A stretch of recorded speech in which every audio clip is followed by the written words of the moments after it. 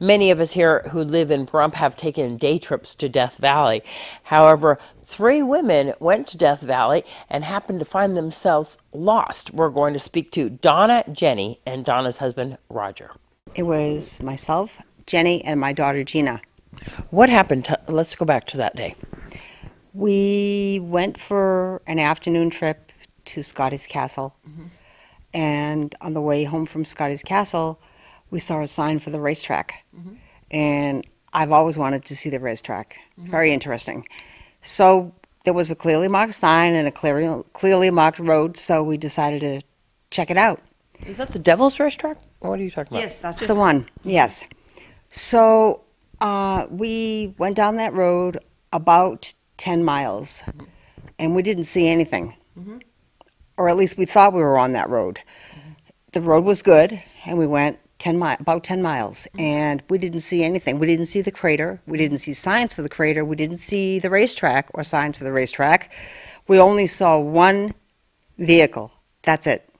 So after 10 miles, I said, you know, this is not right. So we turned around, and we turned around at Tea Kettle Junction. And right there are a bunch of roads all intersecting right there. We get out of the car, and I took pictures. And somehow when we got back in the car to leave, I got mixed up on the road or something, but we ended up on the wrong road.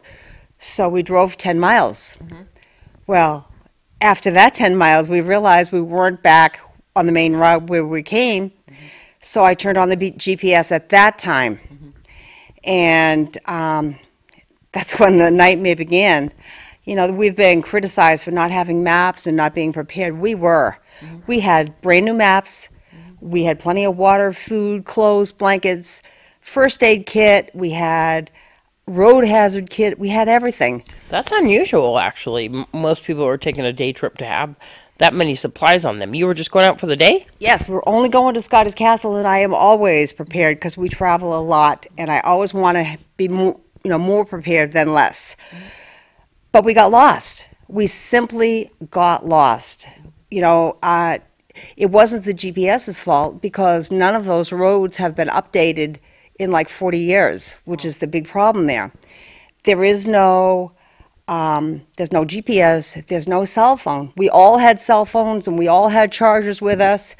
We plugged in the chargers, we tried the cell phone, we tried dialing 911. Nothing worked. Wow. So we had no choice but to follow the GPS. Of course, we'll bring you more on this story in the coming days. This is Deanna O'Donnell for News 46.